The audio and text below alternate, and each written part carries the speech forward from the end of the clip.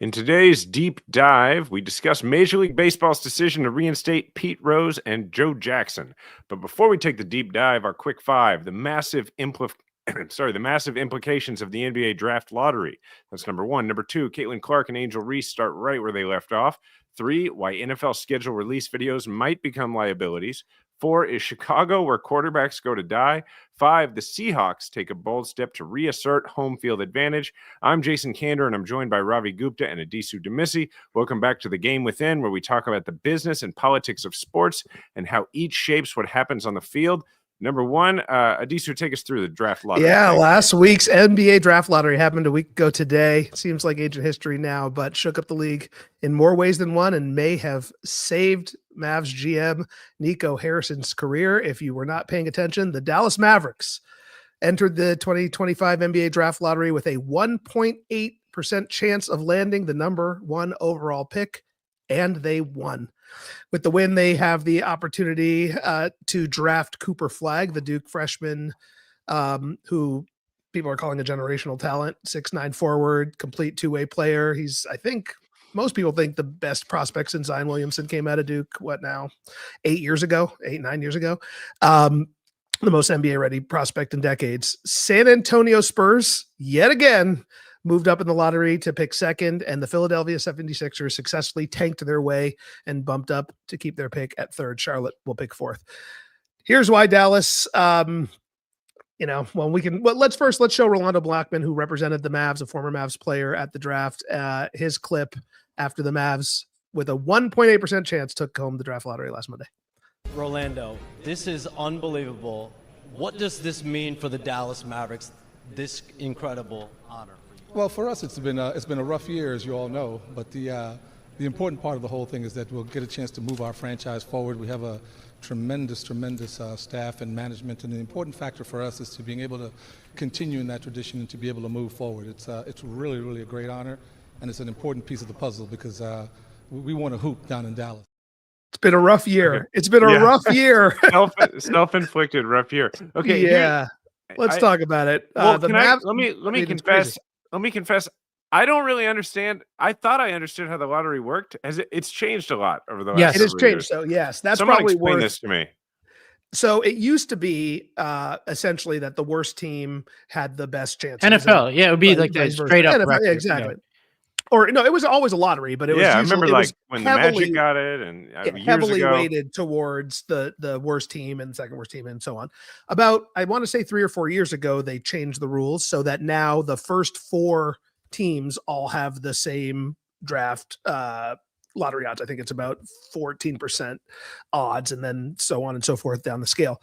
But they essentially have flattened out the odds across teams, relatively speaking. And now for the second straight year, last year the Atlanta Hawks won the lottery despite having the 10th worst record. This year the Mavs, you may remember from a couple weeks ago, were in the play-in game. They were they were 1 win over Memphis away from making the playoffs. They would have gotten creamed by Oklahoma City, but that's neither here nor there. They lost that game and proceeded to essentially have the worst odds in the lottery, but win the lottery nonetheless. And now have, as I said up front, rescued Nico Harrison's career, probably. And now Mavs fans who are all fleeing the team, have a reason to believe again after both trading Luka and Kyrie's injury pretty much put next year as a gap year, as it were. So I guess the question I have for you guys, the question worth debating is one, like, what the hilarity and what this means for Nico Harrison, I think is worth discussing. But also, like, is this cool? Are we okay with the 13th worst team in the league getting the number 1 pick and essentially saving their franchise by dumb luck? Yes. Go ahead, Robbie. Yeah. I'm very much into that because it definitely de-incentivizes to an extent the severe tanking at the bottom. Like, this is, if you divorce to Nico Harrison from it all, what you had here was a team that was trying to compete every step of the way, get the draft pick. Like, they tried to win the playing game. They made the playing game. They tried to win it. That's good for fans. Those were good games to watch. So I think it rewards competition and disincentivizes. Won't eliminate completely. Teams like the Jazz were clearly tanking at the end, but it gets rid of that. The second is too many people are caught up in the justice of what Nico Harrison did or did not do or deserves it. I think it's hilarious. I think so many people were so appalled by what Nico Harrison did. As I said at the time, I was trying really hard just because I'm like contrarian to find a reason to believe in what Harrison was doing. I think obviously the process was flawed, but the outcome is beyond dispute. I would much rather have Cooper Flagg and Anthony Davis than just Luka Doncic. And I think it's not a slam dunk case, but it is certainly an arguable point. But the trade didn't result in it doesn't have nothing to do with them winding up with this pick. Can I give you my lucky as shit is what happened? Yeah, go ahead, Ravi. But they don't get the pick if they don't trade Doncic because they probably make the regular playoffs with Doncic. That's the point. So it's like it's an outcome based, not process. Is that right? I mean, would it decrease their chances? I mean, yes, I think the combination of trade. I mean, look, they made the finals last year. Yeah, right. Essentially the same team. So, like, yeah, I think you could pretty much say he was hurt. Remember, for the first half of the year, so they were. I see your point. You just mean You just mean you're not talking about making the playoffs versus not. You're talking about they would have been a much better team and done much better, and wouldn't have been in the lottery. Yeah. Okay. So that's my question. How many teams get in the lottery? Like, is it just everybody who didn't make the playoffs? Everybody who didn't make the playoffs. Was it that way when we were kids? I feel like it was like the bottom 5 were the only ones. No, it was that way, but the weighting was so different for the I just completely teams. You always had the top teams. And it was also a smaller league. Very rarely. Yeah. Smaller playoffs too, actually. Yeah. I think it's it's dumb to me. The Mavs made the finals last year. Like last year, they made the dumbest trade in NBA history this year. And now they're getting a generational talent. It's not fair, but I'm not sure anything is fair because I do agree with Ravi that doing the NFL way where it's purely based on record incents tanking in a way that has not been good for the league.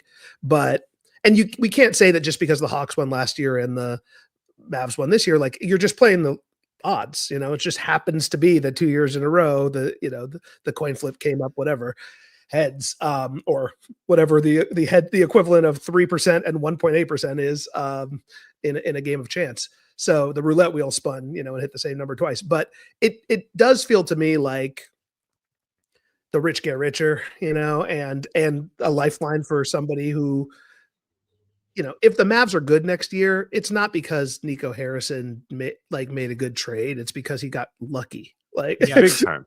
And that is You'd rather be lucky than good, though. Honestly, you would, but also think about. Yeah, I guess you're right. The flip side is you have Luka. I mean, maybe you're in the NBA finals right now, putting that aside or whatever, the conference finals right now. But if Dore is Luka for the rest of his career and a competitive team that made the finals last year and maybe is still in the playoffs this year versus this lifeline for the next decade rebuild kind of situation, which Cooper Flagg and Anthony Davis in theory give them, like maybe you do choose door B if you're Nico Harrison, but you could with the Rawlsian veil of ignorance, like he couldn't have chose this path. This is not the path he chose. He chose a totally different path. He's just getting lucky. I get in trouble saying this, but like the core point he was making, if you divorce it from the context of this stupid decision he made, which is it is hard to win a championship with a player like Luka Doncic as your star, given the way he plays. He doesn't play defense. And he also is ball dominant in a way that makes it really hard to run an offense around him. Now, the offensive part, I think you can get away with. Jalen Brunson is like that. And like Knicks are as good as we've been in 20 years or whatever. But the defense thing, I'm no basketball mastermind, but you watch these playoffs after all, like what team out there has somebody who is this much of a liability now in the quarterfinals as one of their star players in defense? It's really hard to think about. They've happened, but it's rare, The counter argument is they made the finals last year with Luka.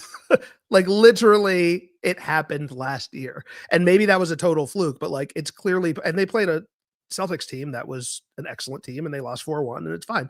But like the idea that they couldn't be successful and build a team around Luka, I think is crazy. And we're about to see the Lakers do it, right? For the next Yeah. decade, the Lakers are going to do it, and they're the Lakers, so they'll probably be able to sign better free agents, and maybe Luka wins a title there and kind of disproves, or this theory will be put to the test. But Cooper Flag is going to help Dallas get there. Who has a better chance, though?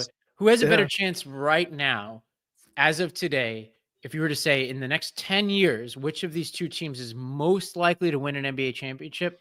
I'm going to go with the Mavericks based on their roster right now. That's my guess. Well, It's hold not a on. clean-cut case. Our question to start this is the political question of, did this save Nico Harrison's career? And I think from a political standpoint, the answer is no, because no matter what people decide about the ultimate outcome of the Luka trade, he's now under a level of scrutiny from the fan base that he would not otherwise have been under. And that's the political part of this, right? Is that when you are a politician who does something that everybody knows you for, and it's dumb, from then on, the stuff that you would have otherwise not been noticed for doing that is dumb is magnified. And he's going to make other things that are perceived as mistakes. And I think, so that's why, no, it might distract people for a little while. If they win the championship next year, then maybe people get over it. But I don't think he'll get credit for it. It will depend so much on, like, let me give you a potential fork in the road here, which is Cooper Flag is every bit as good as people think he is. Anthony Davis has a couple of healthy seasons and is the two-way player that we know he can be at his best. And Kyrie has maybe 1 or 2 seasons when he comes back from his injury. And you have this unbelievable roster, and they win not just one, but multiple championships in the next 10 years in a very competitive West, while the Lakers deal with a very expensive LeBron James, who's just, he's defied aging long enough. Like, obviously he's going to be more 6-man type player in the next couple of years than he is going to be if he's still playing. Yeah. If he's still playing. Luka himself has to prove that he can be in shape and play strong defense. But let's say he goes the other way, right? And even he has his injury concerns, and the Lakers are nothing over the next 10 years while Dallas wins multiple championships. There could be like an revisionism of the Nico narrative. It's possible. But it's unlikely. Except it's not to his credit. Like, right. I agree that it is not a. It's like an investor who randomly picks a stock, not because they have a good process, but because they got lucky. Well, I think broke down that press conference, and in order to take advantage of great luck, you have to, you have to have the ability to step into that moment and show out. And I don't see him doing that. I don't see him taking this narrative and turning it. Yeah, well, I mean, the product on the court, I think, might, Cooper Flag, if he is what everybody says he is, it will be easy to forget a new great white hope in Dallas after Dirk and Luka. Now we got Cooper. Last question here before we get to topic 2 is, there's a proposed fix here that you tier the lottery so that, and this is kind of what I think you were referring to, Jason, like maybe the 5 worst teams are the only ones who get a chance at the number 1 pick. And then you have the next 5 worst teams can get 3 to 7. I don't know, some way to make sure that the 10th or 11th or 12th best team doesn't win the lottery. What do you guys think of that? I'm a little torn, honestly, of it. This seems like it interests people. And I do like I do think that at some point the NFL may have to change to something like this, because the tanking is getting worse every year. Do you remember that game, Jason, when the Patriots played us last season, and the Bills and the Patriots, neither team wanted to win the game? Yes. Yeah. It's the Bills, and somehow we won the battle by losing. We didn't need the game, and we didn't want we may have changed the trajectory of the AFC East in that game by not giving them a higher pick. There are, you think about that game, Memphis and Dallas, like that play-in game. If Dallas wins, and Anthony Davis had 40 points in that game, I went back and looked, like they were trying. Imagine if Dallas wins that game, they don't get Cooper Flag. Like it's one game changed the trajectory of the entire course of the NBA. And Cooper Flag could be a multiple time MVP, 15 years Dallas Maverick, all because they lost one game in Memphis, you know, or Well, whatever. You could, you know, there's probably many paths that you can chart, but it's pretty remarkable that that's where we're at now, where one game that's ultimately kind of meaningless in the grand scheme of things can change franchises. Well, let me tell you one guy in the NBA who's not going to be traded, and that's Cooper Flag. Because whether it is Nico Harrison or his successor, you ain't trading anybody who's real. If you look out in those stands every game and you count jerseys, and if you get over 30, you don't trade that dude. Like, that's how it works. It's so true. From The guy now is on, it's true. More safety. That dude can buy a house.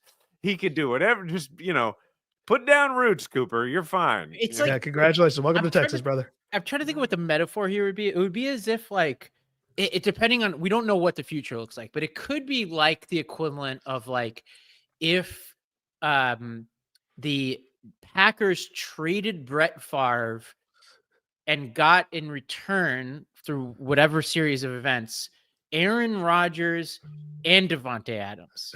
Like, it's like, you know what I'm saying? That could be what this looks like. The point, yes, it could, but by accident. All right, hold on. But accident is fine. If you're yeah, Nico yeah. Harrison, the thing is, like, people. Well, like, I don't think he has the skills to spin it as his doing. Yeah. He needs That's to my hire point. me. I'll do it. If for Donald He- Trump well- were the GM for the Mavericks, he'd already be telling everybody this was his plan all along, and we'd be making fun of it. But 47% of the folks in Dallas would be like, "Yeah, I guess that was the plan all along." So, you know, Well, let's go from the NBA to the W, because there was some fun stuff. The WNBA season started this past weekend. I went to the Valkyries home opener, which was amazing. 18,000 people at Chase. But Caitlin Clark and Angel Reese, the Fever and the Sky, played in the opening game. And for those who don't know, long-standing rivalry dating back to when Caitlin Clark was at Iowa and Angel Reese was at LSU, and they played in the Final Four. Clark's Fever dominated the Sky in their opener, winning 93-58. But things got a little chippy between Clark and Reese, which is well, we should show the video of what actually happened and towards the end of the game when I think it was already out of reach. On a three. And look out, Caitlin Clark pushes Angel Reese, and Angel Reese gets right up into Caitlin Clark. Afterwards has something to say as Clark walks away. So initially there were double technicals to both Clark and Reese, and after a replay review, that foul that you just saw of the officials upgraded to a flagrant 1 on Clark. So we should show, actually, before we talk about this, let's show what Caitlin Clark talked about after the game. Again, Fever won by 35, a total blowout. Fever are one of the favorites to win the title this year, and Caitlin, obviously, most recognizable player in the league. But here's what she had to say after the game. Walk me through your perspective on the flagrant foul. What was the point you were trying to make to her? It's just a good take foul, you know. If you don't, either Angel gets wide open 2 points, or you know we send him to the free throw line. Nothing malicious about it. It's just a good take foul. Every basketball player knows that. So worth noting that Reese missed both of the free throws, which this game was at home in Indiana. Place went crazy. There's been a lot of talk, Ravi. Let's start with you here, like about this Reese Clark comment rivalry. on the race relations of the WNBA. Yeah, exactly. I watched this game. Yeah, it was great. It was hype. I mean, it was really hype. But anyway, the Reese Clark rivalry, there's a lot to it, right? There's race, there's the growth of the W and who's responsible for it, et cetera, et cetera. So Ravi, take us through that and what you think of this whole controversy. Or there's a lot non-controversy. to like about this and a lot to really be uncomfortable with. Like what to like. I didn't watch a single season NBA season game start to finish. I don't think, unless I went to WNBA, you mean? Regular NBA. No, Not a single game. Okay, wow. Start to finish. I watched this one start to finish. And again, not because I'm wearing my proud progressive I support women button, but because it's good entertainment in basketball. And that's a win. So this rivalry is good for the sport if we can keep it healthy, right? And the if here is really important. I don't think these two like each other. I think they do a good job of saying the right things when asked. But I think it's very clear that there is some animosity there. I think Clark is an infinitely better basketball player, but Reese is pretty good for what she's she's there to do. She's more like a Jonquel Jones if you watch the Liberty, like more of like a hustler and rebounder. But Clark is like a fundamentally different type of player, and the Fever look like a fundamentally different team this year with the new coach that they have, and they're dangerous. They're fun to watch. They play good fundamental basketball, and they wipe the floor with Chicago. And I think Reese was probably really frustrated by where things have turned, which is the Fever got the best of Chicago last year, but the games were relatively close, and they split some of the games. They came back in one of the games and upset the Fever. But there's also some nasty stuff here. There's a lot of media around this. The right wing has taken it upon themselves. And Clark has made it clear she doesn't want people to be in her corner in this way, but they've made it about race. And there are a lot of people doing political commentary around this. And apparently a lot of people in the stands saying not great things. That part of it is bad. And we need to eliminate that and keep the rivalry fresh without making it ugly. That's my opinion. We got a couple other clips, right, of after the game responses, and let's get the full context of like the back and forth before we talk about it here. Point. Angel Reese is obviously and clearly taking too much heat because I believe a lot of people are using this situation as a cover for their innate vitriol and maybe their innate kind of racism or racial tension or racial misunderstanding. And now that they have been given a reason, at least the reason that they're going to try to take, which is Angel Reese reacting to Caitlin Clark's foul, now this is their opportunity to say what they always wanted to say, but they needed a mask to put on to cover up the innate whether it's racism or the innate prejudice or just the innate hate that they have for Angel Reese. Yeah, I mean that. I don't know, Adisu, you go, and then I'll. I think there are a couple things that are truths here. One is that Caitlin Clark is a better basketball player and more marketable at this point in her career than Angel Reese. It's not that Angel Reese is bad; she's probably an all-star level talent. She regularly she had a double streak last year. She's a great basketball player. Caitlin Clark's on another level.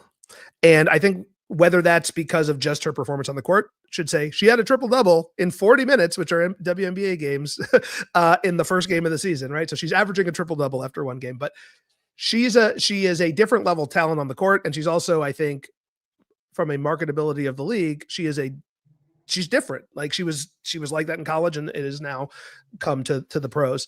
And so inevitably, because there have been as great as Caitlin Clark, probably, maybe not as marketable, maybe not as popular, but great women's basketball players who have been Black over the course of the history of the league. There's a certain type of person that feels some kind of way about Caitlin being the great white hope for the league. I get it. I understand it. I love what Ravi said about the rivalry between Clark and Reese. I don't want them to like each other. I didn't want Michael Jordan and Clyde Drexler to like each other either. Like, I don't want it's cool. It's great. But it's inevitable, I think, that because she is white and great, that it is, and this is a league that has had a history of players that have been Black and great and ignored largely by the culture, that it's going to feel some kind of way. I hate the fact that it has become a right-wing talking point that the reason why people are doing X, Y, or Z is because Caitlin Clark is white and they don't want her to get her credit, or Angel Reese is Black. And to me, that's nonsense. Like, it is inevitable it's going to be a part of the conversation, but it is not the reason that Caitlin Clark is as marketable as she is. She is as marketable as she is largely because she is a different kind of talent. She is Steph Curry, the college, now 22-year-old version, and she plays differently from a lot of the other players in the WNBA because she shoots from anywhere. I guess Ionescu would be the other one who you could compare. And she's so much better though. I've watched Sabrina. She's Ionescu great. Play live. She's just Ionescu great. Is not a playmaker the way that. Let her be great. Yeah. Let her have this rivalry with Reese. Because it's more about the history of what goes back to college, and they personally may not like each other, but it's okay to say that Caitlin Clark's a better player than Angel Reese and it not be racist because it just happens to be the truth. Yeah. The energy around this reminds me of Eddie Murphy used to do a bit about Italian guys walking out of a Rocky movie, and how like all of a sudden they just wanted to fight every Black guy that they saw. And they're really feeling themselves, and like it's like I really like the Rocky movies, and yet I'm aware of the undertones, and sometimes they make me feel uncomfortable with how much I like them. And if I start walking down the street and seeing people walking next to each other, and one of them's got a Harrison Butker jersey and the other's got a Caitlin Clark jersey, I'm gonna know that you didn't buy that jersey necessarily because that's your favorite basketball player, but because you think it's a political statement, and that's gonna make me sad because there's so many great reasons to have a Caitlin Clark jersey, like, and so I hope it doesn't go that direction, but it feels like it could, and it feels like, to her credit, the person who, well, to both of their credits, the two people who are least interested in it going that direction seem to be Caitlin Clark and Angel Reese. I mean, this goes all the way back to their collegiate rivalry, and I agree with you. I don't think they like each other, and they seem to be really working hard together once the game is over to not let it go that direction. Yeah. I was actually a little surprised that Reese went at her after the play that way because it fuels these stories. Well, but I don't think you're thinking at that point. No, I agree. You're in the game, you're fired up, She cleaned it up afterwards just fine. And obviously, there are people who are not going to be satisfied with what she said, but I think it's fine. First of all, I think fights on the court are fine. Like, break it up. It's part of the game. Like, as long as it's not like an Artest melee, it's totally fine. Now, the stakes couldn't be higher for these two because of what they face outside of the court. And I agree that they've largely handled it really well. Like, you see what Clark, she turned her back immediately, which I thought was smart, because what you meant was you're going to have to force Reese to push you in the back, which is the ultimate horrible clip for anybody involved. And you also avoid any like you're looking at them, you're whatever. It is just the right move in that moment. And Clark, I think by personality is helped by this. Is she's fairly dry personality. So she's just kind of, when she's asked about this, is just like, it's a basketball play, move on. I could only imagine, I think she voted for Harris, at least liked posts about Harris. Like that, this whole thing makes her uncomfortable too. Like it definitely does. And she doesn't, she's trying to build a brand, build a business around her name and her talent on the court. And, the Republicans buy shoes too thing, I think, is too glib for this kind of moment, because this isn't about that. She's trying to avoid being seen as a white basketball, I think as like a white basketball player, and just trying to be seen as a great basketball player. But the reality, this is America. Like, colorblindness isn't a thing. Like, we all see that she's a white basketball player. And thus people are projecting onto her what they see and want to be want to be the truth. But she is doing a good job of not presenting herself as that. The other piece I want to say though here is, I think there is the person we haven't talked about is Asia Wilson, who is I guess not the reigning, but the incredible Black player for the Aces, who's won, I think, 2 of the last 3 MVPs of the league, and is at least as good as and Collier. I saw Collier twice. Yeah, Collier's balling. She's probably going to win the. She's probably going to win the. I mean, the way she's played these first couple games, she looks like MVP quality player. But there are other MVP quality great players in the league. Like, I don't know if Caitlin Clark is the best player in the league. She's one of the top 5, but she plays differly. That's the other thing. Yeah, Curry is a good analogy. Yeah, it's like Collier and Wilson play like Paulo Betancourt, Banchero. Like they're a little less fun, even if they're dominant. Like I watched both of them in person. Jason Tatum. I would say Jason Tatum is a good example. Yeah. Tatum is a perfect analogy for those two. Collier, I watched her twice in the finals last year. I think she's better than Wilson. At least in those games, she was better. Like in the finals and playoffs, Collier single-handedly, I think, beat the Liberty. As I've mentioned, I think there was a hand of a little league office intervention in those games. Shout out to our mutual friend who actually runs the refereeing. I won't accuse him of anything, but Collier to me is the most dominant basketball player I've seen, like in the WNBA, like truly incredible. And nobody knows who she is. You're right. Like but it's because she plays like a Tatum or a Banchero and not like a Curry or a Jordan or, there's just, and that's what I think. It's hard to dissociate the way she plays from her race, at least for a lot of people. Right. And that is the problem. If Collier were white, it's still not a pleasant, like, it's not like this kind of like the highlights don't look the same, like, Caitlin Clark couldn't by origin story be more white. She's from Iowa. She goes to Indiana. She talks about she grew up a Chiefs fan and would come down to Kansas City. That was the big town, you know. Oh, I mean, God. like, That's no good. she can't help it. You know what I mean? Yeah. And to her credit, she has given a lot. She's talked a lot about all the black women of the game now and in the past who have not received enough credit, and she does talk about that and seems to believe in it. Now, to wrap this up, the Indiana Fever sold out the stadium with 17,274 seats sold and an average viewership of 1.3 million on ESPN. And we've just spent the last 7 or 8 minutes talking about it. So something about this is clearly working. And, you know, it may be that people come to this for different reasons, but they're still coming to this. And that is a win for the W, as they say. So, well, let's talk NFL, Jason. So a third story, we had the NFL schedule. It seems like everything is like a big thing nowadays. Let's go to this compilation of just the various media that we've seen about the NFL schedule release. Music. Okay. I'm standing here with the New England Patriots schedule. Not knowing who and when your team is playing this season, life can lose its luster. For millions of fans suffering from football season withdrawal,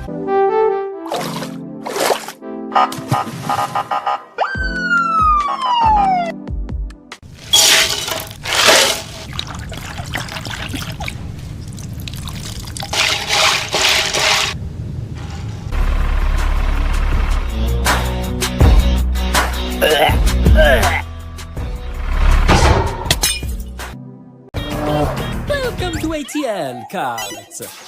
Select the level. People have a lot of time on their hands. Go ahead, Jason. All right. So to give folks just a little flavoring of some of the stuff that was part of these release videos, the Ravens had, I don't even know what Severed is, but they had a Severed themed release. Falcons had Mario Kart. Giants had Love Island. Again, I'm too out of it.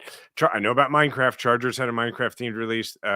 And unlike the Colts, they actually seem to have got permission for it. The Seahawks had a 90s action figure commercial themed release. And then the Patriots, as we saw at the beginning of that, had Dave Portnoy reciting the schedule. The NFL actually does not review schedule release videos before teams post them. And the minimal monitoring gives full creative freedom to all 32 NFL clubs. That creativity is exactly what makes the video such a staple on release day. But it also feels a bit surprising given that the videos often critique other clubs, players, and coaches.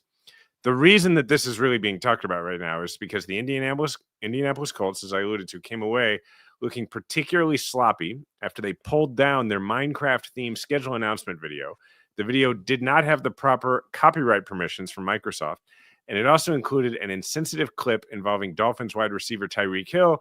This is, if you're watching this, you saw where there's a dolphin with number 10 on it in the ocean, and then the Coast Guard pulls up, you hear sirens, and the idea is that it's being arrested because that actually happened. Tyreek Hill controversially was arrested and what a lot of people think was pretty unfair right outside the stadium last year. The Chargers, like I said, also had a Minecraft themed video, but they got permission. So anyway, all of this sets the stage for the league finding itself on the wrong side of a negligence claim if and when one of these videos ends up getting the team or the league sued. And so the question is, is this good? Is it worth? Yeah, I will just say more stuff where the league doesn't have approval. Like from a fan's perspective, if I worked at the league, if you work at the league, you want to monitor everything. But if as a fan, and maybe even if you work at the league and you're just trying to drive engagement, let the teams go do this stuff. I mean, you know how boring it must be to be in social media for an NFL franchise in the sense that there's like 5 kinds of posts you can make, right? There's like 5 kinds of digital content you can make. And the production value is always off the charts and yet very predictable. And this seems to be the exception to that. Well, this is a classic thing where you want to drive eyes to the content because it pushes people to think about, my team is playing this team on this weekend. Let me send it to my friend. Should we get tickets now? Like that's exactly what you want to happen. So anything you can do to bring eyeballs to it makes sense to me. Like And like, honestly, some of the stuff I'm like, could Microsoft really have had an actionable claim? How is it possible that OpenAI can do the Studio Ghibli, whatever, like parody or the quote unquote, they would call it, and that's fine. But this isn't. I feel like they could have been okay. Also, the NFL is so powerful. I have a feeling that if Roger Goodell just called up the CEO of Microsoft and was like, hey, my bad. I'm sure we advertise together. We'll be okay. They would never. They wouldn't. Apparently, all you had to do was call ahead of time. That's because that's what the Chargers did. So I mean, because think about it, are you gonna say no? No, it's free advertising for your movie that's still in theaters. Obviously, you're gonna be cool with it, and it just drives more brand awareness to the game. Even Tyreek said the video was fine. Yeah, So I think we're all right. I agree. I'm on team. It's fun. Like, these are fun. I like that they are 30. Who's thinking about the NFL in May? Just the diehards, and this gives it a chance to go a little bit more mainstream. After the draft, before the OTAs and everything happens, and the social. I think this is the social media managers' like time to shine. Like, they've got to be plotting this stuff for a year, and it's become like a moment in the calendar. I remember last year. I don't remember which. There were a couple. The Jets, maybe a couple really funny, ones as well. And you're competing. Schedule release, jersey releases also is becoming a thing. And it's just like, okay, give these it builds interest in the league, and B, it gives these folks something to do that can be creative. Otherwise, you're just going to have like BTS videos of the coach giving a speech, and it's like, okay, and week 14 it's like, do I want to hear Dan Campbell giving another speech? Probably not. So yeah, go for it. But and like, again, we were talking about it for 5 minutes in May during the NBA playoffs, NHL playoffs, WNBA season kicking off, ... name it name thing. So a little controversy is good. We have the damn Ravens in week 1, which is not exactly how I want to open the season.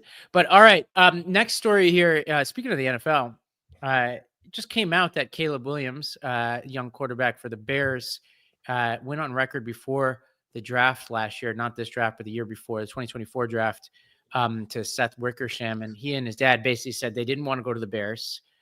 His dad had told Wickersham, Chicago is the place quarterbacks go to die.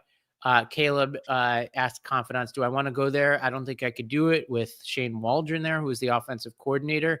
What do we think of this? Like, should players be able to, and is it appropriate to try to intervene and direct yourself to the right place? Keeping in mind what we had just talked about with Sanders, where that was one of the many allegations about what teams didn't like about him. Well, no matter what everybody thinks, it definitely happens. I mean, Mahomes has said since like in the last 2 years, he's given interviews where he talked about what he did to give the Chiefs intel on which teams he thought were looking to draft him, because he wanted to go play in Kansas City. And so that he was actually telling the Chiefs, hey, these teams that are ahead of you, I've talked to them and I think they are going to draft me. And then that's why the Chiefs, who did they trade with to get Mahomes? Is anybody? Oh, it was the Bills. Sorry, Robbie. No, we're the Mavericks in this case. We have Josh Allen because of that, and Tre'Davious White. It's clearly still. Oh no, it's clearly been. Yeah. I mean, it's clearly been wonderful for y'all. But anyway, so this clearly happens. Like, I mean, there's obviously places where players do and don't want to go, and you're communicating. At that point, you're totally allowed to communicate with all the GMs and all the teams, and you're telling them, here's what I think this other team is going to do. And so I don't think there's anything that odd about it.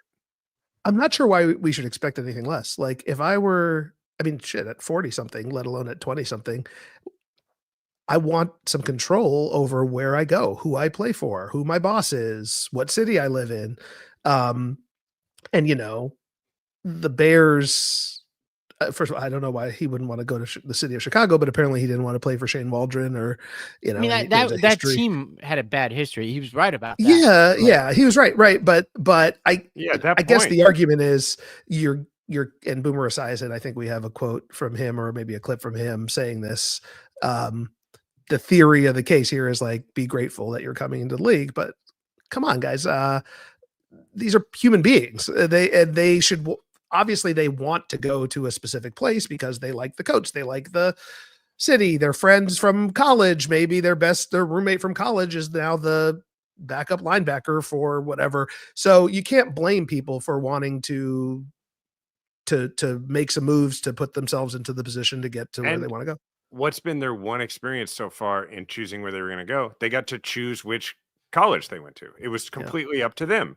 And so obviously the inclination would be to manipulate the process as best you can to get that result. Before we go to the clip of I think the Bears' new coach, right? Talking about this controversy.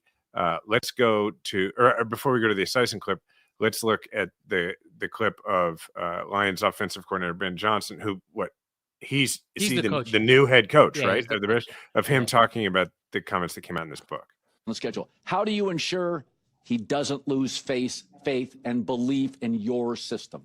Well, you talk about fears, and I don't see it quite the same way. I see this as what a great opportunity we have to do something that really has never been done. There hasn't been a 4,000-yard passer here in this franchise, and I think Caleb's going to be the first one, and one of many years, many seasons to come where he's able to accomplish that feat. So I see a chance for greatness here for him. He's been communicated that way, and he feels the same way. I don't know what's gone on prior to him joining the organization, but he is very proud to be a Chicago Bear.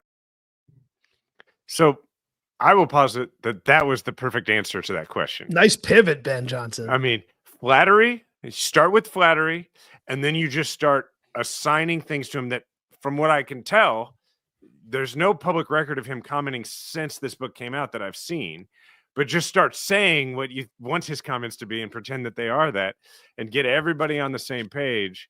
I mean, that was pretty masterful, I thought. Good PR. They picked it. So part of what's going on here is the circumstances are changing. Ben Johnson was known as, we'll find out whether it's real or not, as one of the great offensive minds on the coaching hiring circuit this past year. He was, obviously part of the incredible offense of the Lions. 5 of the 7 draft picks the Bears made this year were offensive players, including the first 3. One was a tight end, one was a wide receiver, the other was an offensive tackle, the first 3 rounds. So they're stacking their offense, which I think is smart. I think if you're a team that knows you're not going to win the championship next year and you have a young, potentially star quarterback, you want to give that quarterback as many resources as possible. You want to protect them as much as possible. You want to give them confidence, and you want to install them in a system. I think this is the right way to go, because I think you could build a strong defense much faster than you can a strong offense. Is my sense. It's entirely do it. I agree. It's entirely possible that Williams and his dad's opinions of Chicago have changed now after a year. Not, the offending offensive coordinator gone, the head coach gone, his guys in, they've drafted new players. He's built a relationship, I assume, with Adunze and whoever his, offensive, probably his center and him have gone out to dinner a few times, and now he's happy to be there. Right. But I don't, it's going to happen again. We should all just say, Arch Manning, right, is supposed to come out this year. We already know it happened once with the Manning family and Eli, who wouldn't go to the Chargers. He wanted to go to the Giants. So it is what it is. And I think that it's the only weird thing is to me is, I guess Chicago has been a pit for quarterbacks, but it's a historic franchise in an amazing city. What are you it's a really hard place to shit on if outside of the fact that they've been pretty bad. Why the Giants though, right? Lately it's just a place has a certain reputation. Yeah, now right, the Jets, it could change very quickly if you get the right player. Just think about the Patriots, right? We were talking about Jason last week. The Patriots were historically a horrible place to be. You could change the perceptions really quickly. All right. So before because I have a question to pose to both of you that's really more of a communications or political question for this situation. Before we do that, let's go ahead and look at this clip of Boomer Esiason talking about this controversy.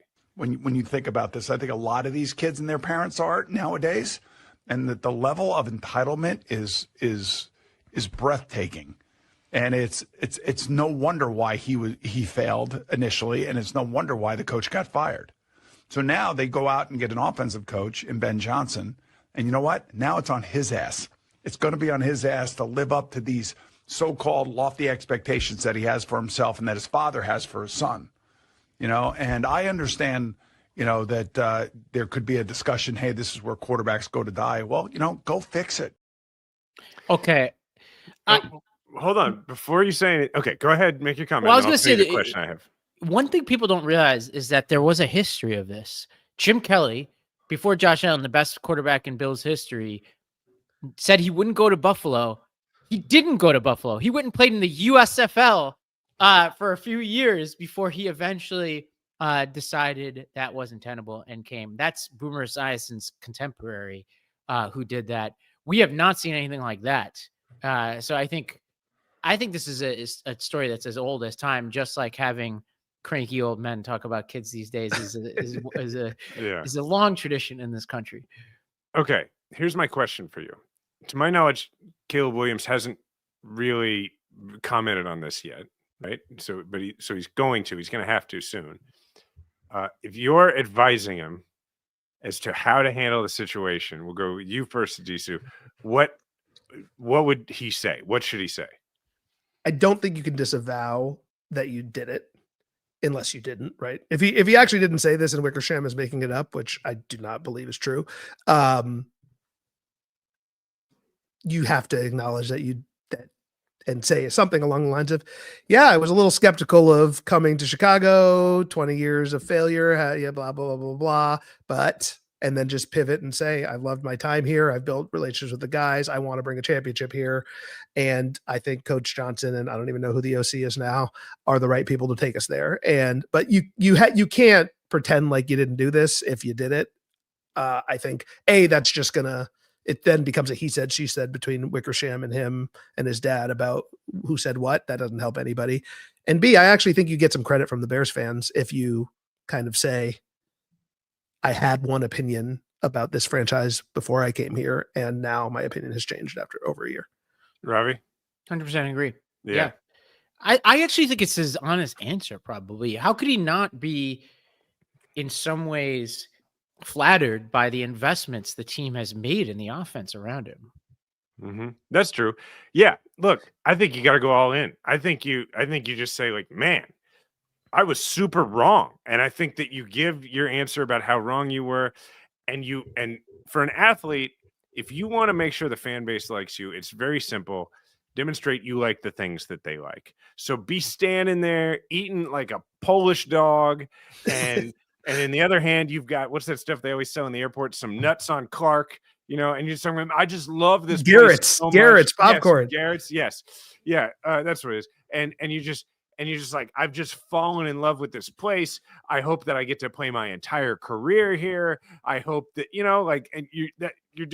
that's what you're saying. And then you say, like, and by the way, if there's anybody else out there that's skeptical about coming to play for the Bears, just know that I was incredibly wrong. And then I would go further and I'd say, and also, if you're a baseball player and you're skeptical about the Cubs or the White Sox, you're wrong about that too. And then I would just like I would just over the top go in, start pronouncing all of these as does, and the Bears are this and that. Just go all the damn way.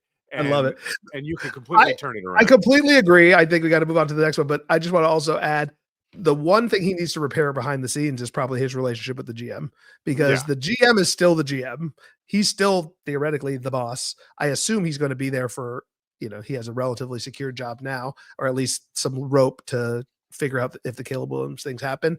And it is, I assume, first of all, they already had a tense relationship if Wickersham's reporting is correct, but this is just going to make it worse. So, but that answer will help with that relationship. Yes. Yeah, exactly. Anything you do to make someone else's job easier helps. And that will make his job, but particularly if you're saying, if you're a free agent, this is where you want to be. It's also really funny. Like, depending on the context, it's not controversial at all. So if he were to do this to the Jets, there's not a single person, including Jets fans, who wouldn't understand.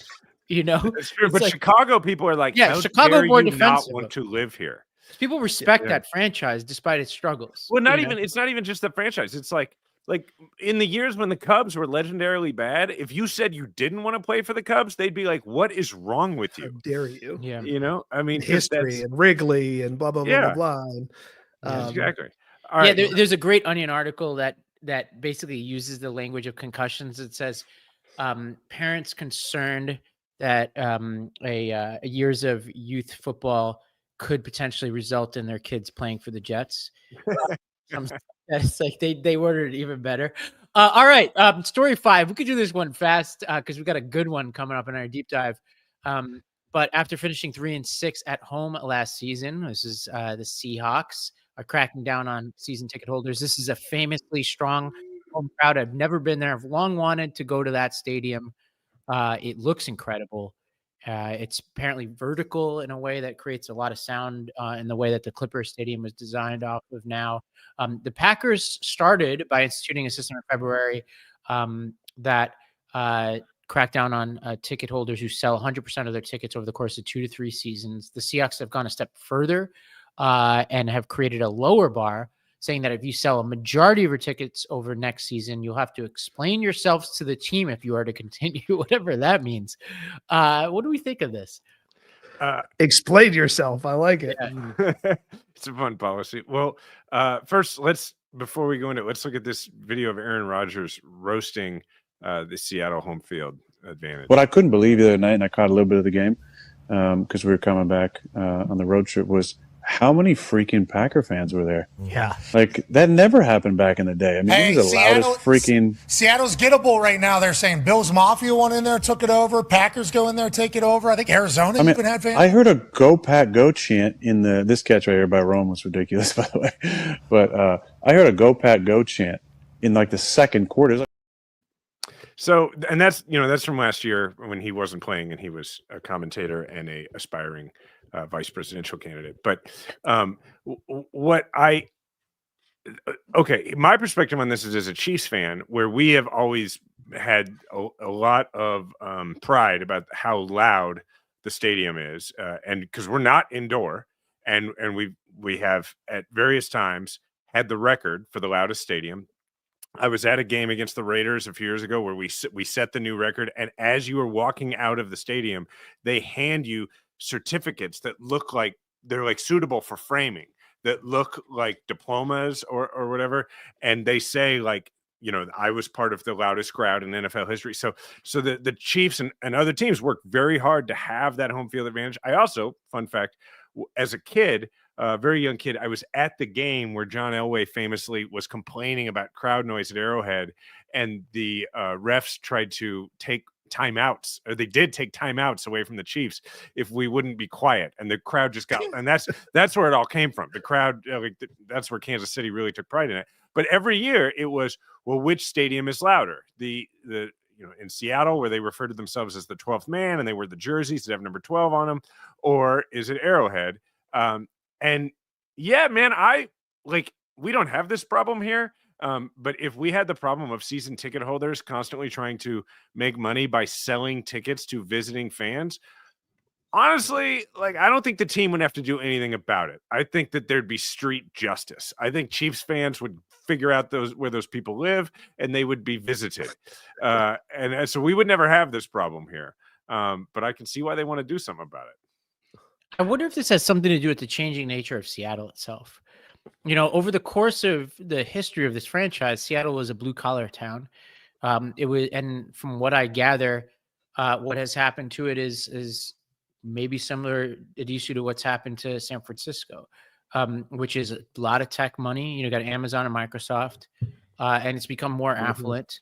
And it's hard to maintain. This is the issue we deal with the Knicks right now.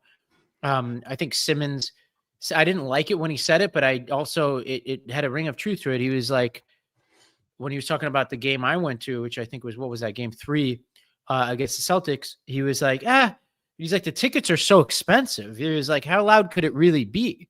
Because, is it like our hedge fund manager is going to be like screaming? And I think there's something to that. I don't want to disparage the city of Seattle, because in some ways this is a mark of their progress economically, but it's just like, if you don't have a blue collar base, it's hard to have a hostile crowd. It's true. Point.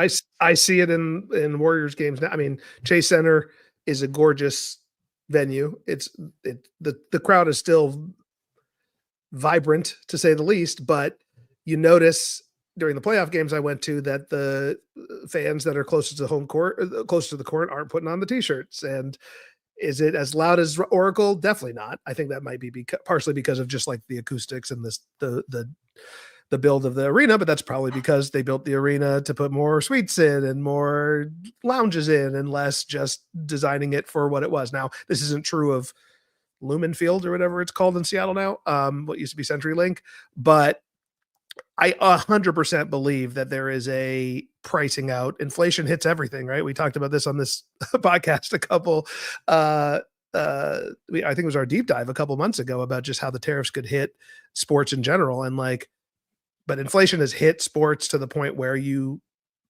certainly lower bowl, like it is basically impossible if your team is any good. And for NFL games, there's always somebody coming in who is an exciting team. If your team even sucks, like you're just going to price out the hardest core fans from coming to the games. And I don't know how you solve it. Honestly, like you can't undo inflation. You can't expect the teams to, although some teams I think have done a decent job of this, of figuring out a way to keep their hardest core bluest collar fans, in the arena or in the stadium. But like, it's just the nature of the beast unless you can. I love being a Bills fan. That problem. The tickets are like, you can do 50-yard line, first few rows for like $400 a ticket. Now that means that you just go a little bit further up. It's like $100 a ticket. Yeah. And actually, I saw last week there was game. I don't know if it was game 5 or game 7 in OKC. They were saying that the ticket prices to get in the door were like $180, and I was like, $180. I used to go to the Memphis Grizzlies games. Memphis Grizzlies used to pay like $30 a ticket. I'm telling you. I mean, but that's like a game 7 playoffs for the best team maybe in a decade. 185. I mean, you try to get into Chase for any game, or I would assume Lumen, like you can't get in for. You can. They will turn you away if you even wave 2 Benjamins at them. They insulted. So there is something to the market size and to what you said, like the gentrification of sports that is going along with the gentrification. There's a way to solve it, though. There's a way to solve it, and that is not. What's not going to work is like you can't resell your tickets, right? Like, I mean, you could just say you can't resell your tickets, period. But then you're really going to take a financial hit because you're going to have to charge a lot less for season tickets. But what you can do is you can say like, if you're willing to take a smaller hit, you can say like, if you resell your tickets to out of town folks, we can like part of your contract for the sale is after that season, we can rescind your season ticket rights and we can put them up and then we can decide who they go to. Now that means but then you can't know who the fans are you're selling to, but you're selling season tickets, you're selling into the zip code or into the area code of whoever you're talking to. You're going to take a hit, but over time, it is going to, the last thing you want for your franchise is to be known like Vegas, right? Like everybody there is from somewhere else and they're just going to the game. Yeah, or the Chargers. You can't have that happen. And so over time, I think they're going to have to really change their contracts with season ticket holders. It's crazy because Kansas City and the Bills have 2 things going for them. One is they have proud fans, but also they're not the kinds of places that people go to just on the regular. It's not like LA where the Chargers or like Seattle, like the Bills made Seattle. I remember what they were talking about. Bills Mafia has these places we communicate and they make a game, a very special game. And it's usually a city that the Bills Mafia want to travel to. Now we travel all the games, but sometimes we'll make a game special. And then we made Seattle special because a lot of Bills, we don't play Seattle very often. So we're like, let's go to Seattle because this is our one chance to go to Seattle, a city that we all wanted to go to. Nobody says that about Orchard Park, New York, as much as I like it. So hey man, it may be why the stadium they want to build up there is not indoor. Because if you think about it, what are the ones that you end up saying like, yeah, I would go there? They're mostly indoor, right? Yeah. And because football season, it's brutal, man. Like, and so, if you're thinking vacation, you're going indoor, and so that's why like the Chiefs have talked about a rolling roof and everything. I hope they don't do it because you're going to, all of a sudden you're going to price the locals out of those tickets, and it's going to be a destination. It will eventually happen as the Lions get better and better. It will actually eventually happen That to the place Lions. is fun, man. I As went to that blue game. collar as Detroit is, it'll still happen. Yeah, and shout out to that stadium, man, because it's right there. You walk to it from a lot of the hotels. You come right out. You're in like this like resurgent downtown Detroit, and you're sitting there. It is so pleasant. Like in Detroit, you're just sitting there like you're in a mall. You know. All right. Casino right there. Yeah. Yeah. Shout out to Detroit. Yeah. It's where I was like born. I was Detroit. born across the river in Windsor, and so it's my ancestral home. So I like Detroit. You were games, I'm born sure. by the river. I was. All right, now for the deep dive. In a bombshell announcement, Major League Baseball has reinstated Pete Rose and Shoeless Joe Jackson, and that gives them the chance to enter the Hall of Fame. So here's the background. On August 23rd, 1989, Pete Rose accepted a settlement from Major League Baseball in which he agreed to be banned from the game for life, a ban that prevented him from entering the Hall of Fame. The ban was punishment for betting on MLB games, including games played by his own team, the Cincinnati Reds, when he was the Reds manager. Now, he always bet on the Reds, and not against them, but he wasn't admitting that at this time. We have this Manfred statement here, which is the National Baseball Hall of Manfred's the commissioner of baseball. The National Baseball Hall of Fame has always maintained that anyone removed from baseball's permanently ineligible list will become eligible for Hall of Fame consideration. Major League Baseball's decision to remove deceased individuals from the permanently ineligible list will allow for the Hall of Fame candidacy of such individuals to now be considered. All right. As sadly is the case with everything, there is a Trump angle to this. Trump notably attacked Manfred and the MLB for not reinstating Pete Rose after Rose passed last fall. Even VP Vance took to X to chide the league. Now Vance is from Ohio. Manfred then met with Trump at the White House in early April and told AP reporters that the two spoke about the potential of reinstating Pete Rose. He said, I met with President Trump 2 weeks ago, I guess now, and one of the topics was Pete Rose, but I'm not going to go beyond that. Manfred called Trump, who was in Saudi Arabia last week, after announcing that Pete Rose's reinstatement, according to sources familiar who spoke to ESPN. So we're going to stop there. We can get into this a little more in a second. What are y'all's initial reactions? I can give you mine here in a moment. I'll start. I think I've previously said this here before.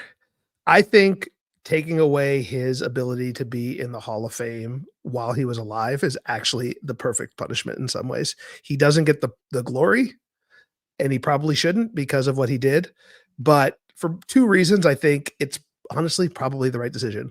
One is gambling in the culture now. It almost feels hilarious to suggest that that's not happening in the game right now in some form or fashion, putting aside the Ohtani, stuff. Like, it's just such a part of sports now that it's this, DraftKings and FanDuel and others, Prize Picks and Underdog, are part of the league's like sponsorship deals, that it just feels antiquated to have gambling be the reason why you're X'd out. But other thing is, I think you and I had talked about this, Jason, a few weeks ago. The Hall of Fame is about what happened on the field primarily. And Pete Rose is still the hits king. He might be the hits king forever. Like, it doesn't feel like anybody has anybody gotten close, to his hits record since, no. It just doesn't happen anymore in the 3 outcome era of baseball. Yeah. And so it, much like Barry Bonds, much like Alex Rodriguez, like, you can't tell the story of baseball without having Pete Rose there. So for that reason, for the reasons about gambling and the culture, put him in, throw the gambling thing on the plaque, call it a day. He's punished. He'll never get to go there and give a speech and be an asshole like he was. And like, maybe that's enough. Yeah. Jason, what do you say about this? I'm of two minds on this. Now, a few weeks ago, when we discussed this, I was of one mind on this. And then a friend, you were pro last time, to be clear. I was absolutely, I've always been like, put him in the hall, all the stuff you just said, Adisu, like, it's a museum about baseball. He has the most hits. That's one of the main points of baseball, so it was very simple to me. And, I'm even though I've tangled publicly with Curt Schilling, who's kept out partially because of his character, I've been like, he should be in. And then I heard from a friend who is a very prominent voice in baseball who listens to this show, and they made a very good argument. And that argument was, the museum argument doesn't hold because the museum part of the Hall of Fame still already has all this stuff that they're just not in the Hall of Fame part, but in the museum, there's Pete Rose stuff there. There's, Kurt Schilling's bloody sock might be there. All that stuff is there so that if you want to tell the whole history of the game, you don't actually have to induct them, which is a really good point. So I'm really genuinely of two minds on this. And on the gambling piece, it actually to me is the least persuasive part now when I think about it, because yes, gambling, we're now down this road where there's so much gambling and it's so integrated with the sport. But one thing that hasn't changed is the sacred idea that you are not allowed to gamble on this sport. And that if you do, and we look at what's happened in basketball recently, people who gambled on that, they are banned.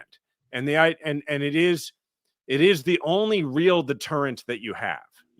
Because you can't say like, hey, if you gamble on the sport you're playing, you're going to be suspended for a year. Because if you are a compulsive gambler, or if you just think there's an opportunity for you to make a lot of money gambling, that's not enough to deter you, because all they're threatening to do is take money away from you. They're not threatening to take the thing that you do and that you love and you identify yourself with and look in the mirror and see. So it is very difficult. And it's interesting that Pete Rose did say last year, I think they'll put me in the Hall of Fame after I die. And so it all sort of feels like maybe it's like, yeah, we worked this out. Now, it's also complicated because of the Shoeless Joe Jackson thing. Right? Shoeless Joe he's part of a group of people that fixed the World Series. He admitted to a grand jury that he took $5,000 in that period's currency. And people can go into it. He admitted, and he claims he didn't change his on-field behavior. There was an unusual amount of triples to his position in the outfield, and there's a lot of allegations to that. But the thing is, you took the money. The thing is, so if we're saying it's about what happened on field, that's on field.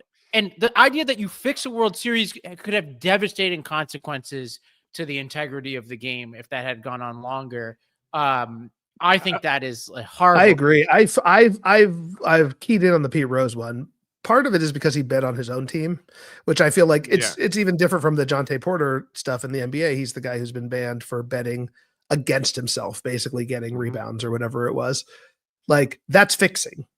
Shoeless Joe is fixing a game. Betting on yourself, it's like if I found out tomorrow that whatever, pick your favorite, Bobby Witt bet on himself to get 2 hits in the game tonight, at plus 200, and he got 3 hits. Am I really supposed to be mad about that? You bet on yourself. You're kind of, so maybe I'm wrong. Maybe I don't remember all the Pete Rose specifics. Did he ever bet against himself or against his team? But the Shoeless Joe thing feels very different. The difference is that Pete Rose was the manager, and we don't know what Pete Rose was betting. We don't know whether Pete Rose was betting spread. We don't know whether, the other thing is Pete Rose was the manager. He controlled the lineup, he controlled the rotation, and he controlled the pitching changes, right? He controlled all substitutions, which means, at the end of a game, if it's a very close game and what you expect as a fan of the team or as the front office or the owner of the team, you expect him to be thinking about, okay, I could bring in the closer now, but we have 2 more games in the next 2 days, or we have a day game tomorrow, right? Yeah. But if he had money on the game, right? You're right. That's the kind of thing where it still does affect it. And the difference I would make with Shoeless Joe is I've seen the theory about more triples going to his position, but he also had, I think, the highest batting average on the team during it. There was really there's no evidence at all that he had done anything but give his fullest effort. And also, if you watch 8 Men Out, or if you watch a documentary on it or anything like that, what you learn is that those guys were getting totally hosed by ownership, and they were in a completely different situation. Pete Rose may not have been, he wasn't getting paid what they're getting paid today, but Pete Rose was endorsing everything, from a financial perspective. Right. Pete Rose was in every commercial. He had, Shoeless Joe Jackson was looking at, once he was out of the game, a life of poverty, right? I mean, and so this pressure on those guys, what they were doing, there's an argument to be made that in 1919, with the Black Sox team, I'm not saying it was right, but there's an argument to be made that what they were doing was out of spite for their owner, who I think was Comiskey, right, was just sort of a screw you to I mean, there's an argument that what they were doing was in some ways akin to like a labor slowdown, right? Now, but they needed money. And Shoeless Joe is the one who like took the money and didn't do what he was supposed to do. So I feel like the argument, and also let's be honest, like the controversy surrounding the two is different. Like if you read, Keith O'Brien had a great book called Charlie Hustle that came out last year. That's a very good, honest look at Pete Rose. And there's other things in there. There's stuff about like the affair he had with like a 15-year-old girl while he was playing. There's stuff like that. There's a lot of reasons that Pete Rose is a deeply flawed figure. I think ultimately I still come down in the same place where you do, Adisu, that like, okay, he doesn't get the induction ceremony and we don't even know that he'll be put in. He probably will, because it will be by the Veterans Committee, because he's way outside the period where you have to be voted in by the writers. So he probably does get in, but then it opens up the question of like, okay, if Pete Rose is getting in, why are we not letting Mark McGwire or Barry Bonds into this game, into the Hall? This is why I don't like it. I don't want any of these people in there. I think of it at like the Lifetime Achievement Award at the Oscars or something, because this is really an award more than a story, because we have history books, right? And as your friend pointed out, we have a museum. It's not like we need like this award to remember what happened here. It's an award. And I think that bodies that govern awards can take into account whatever they want to take into account. Like a good example is Harvey Weinstein, who by most accounts should win a Lifetime Achievement Award at the Oscars if it were just what's on the screen. I think he's been thanked more than everybody except Jesus at the Oscars. So it's like, so based on what's on the screen, like Harvey Weinstein should get an award, but I don't think anybody in the audience would enjoy that. I certainly wouldn't, and I don't think it would be good nobody really for the thinks industry. he should, right? That's a good point. Yeah. Well, you know, what's funny about it is like, there's an argument to be made that it is Trump that sort of, you know, moved this along. Right. And it's also funny because why does Trump feel this way? Probably, first of all, he may have become friends with Pete Rose along the way, but also, you know, Trump identifies with Pete Rose, right? Here's a guy who was just playing hard and, you know, he was just living life. And then he, you know, they persecuted him and all this. And like, and I guess, you know, it makes me so uncomfortable when I agree with Trump on anything at all, you know, like culturally. I think the only other thing probably where we've agreed is like, I also don't understand why people swim in the ocean, given that there are sharks there. But it's made me second guess my strong feeling about not swimming in the ocean, is how Trump feels about it. And so I'm uncomfortable with the fact that I think I do just sort of barely come down on the Pete Rose side of this, but it is it's a tough one. I agree. I mean, I agreed when we were talking about the DC getting the draft thing. I was like, cool, like great. I do think he has I mean, maybe it's because he does appear to be a real sports fan. He has good instincts when it comes to sports, because, you know, and I'm not suggesting that's unique. Like, so did Obama. I'll do a lot of politicians, I'm sure, but he does appear to be he was probably a real fan of Pete Rose when he was a younger man, because Pete Rose was a fun player to watch. And, so this is like coming from a genuine place, I guess, which is why, I similarly feel uncomfortable about it, but also, ultimately, I don't know. It is tied up with me with the Barry Bonds and McGuires and others of the world, who I just feel like the Baseball Hall of Fame in particular is policing. It's doing this I mean, I don't think Barry Bonds taking steroids, if he did, which apparently he did, is like Harvey Weinstein, but the fact that the hits leader, the home runs leader, and Barry Bonds take away the entire 1990s, still a Hall of Famer. No, like, sure. I mean, like, so at some point, Alex Rodriguez, same thing. Like, he was widely acknowledged as the best player in baseball for probably 7 or 8 years before he joined the Yankees, even, or in those early, you know, in the mid 2000s. So point is, we're splitting hairs a little bit about what is the clause called, Jason? The moral the Rule 5 character clause. The character clause, right? It's like, what? I would rather almost just acknowledge it on the plaque, acknowledge it in the ceremony, but I'm not sure you can really tell the story of, you can really tell who are the best players in baseball history. Like Pete Rose is one of those players. So what are we doing here? Maybe it's just, we're not giving him the honor, like you said, Ravi, of acknowledging it in a venerating way. The PED guys belong in. And the reason my argument is twofold. One, they were playing against people who were using PEDs. That's what was going on in the game. They were hitters who were trying to power up, and they were facing pitchers who were powering up, right? And on top of that, the biggest reason is Major League Baseball did absolutely nothing to discourage it, and frankly, was pretty much tacitly encouraging it. And so they're being punished really for decisions of Major League Baseball, and I don't think that's fair. All right, before we go out, let's look at this quick video of AJ Pierzynski, two-time AL All-Star, White Sox World Series champion, ranting against the decision on his podcast, Foul Territory. I have been firmly against this from the get-go. I've said it on this show. I've said it everywhere, and anyone that'll listen to me, that I am against him being reinstated. When he was originally permanently banned, and I've looked it up, and it was permanently banned, okay?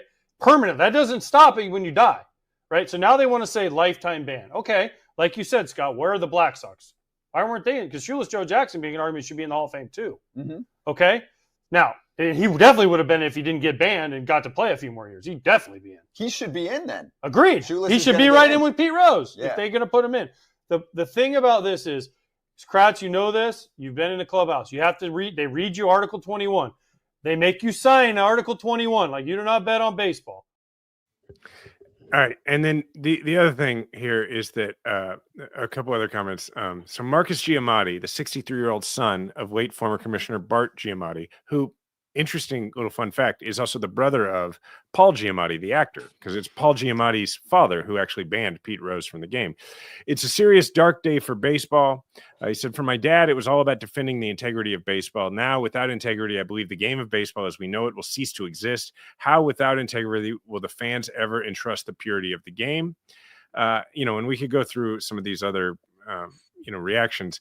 But I think the interesting place to leave it is simply that it is a little bit of a slippery slope, and we're gonna see what happens next. All right. I honestly, I'll say it'll be interesting to see if he wins the vote, because I actually think this is going to be a political campaign.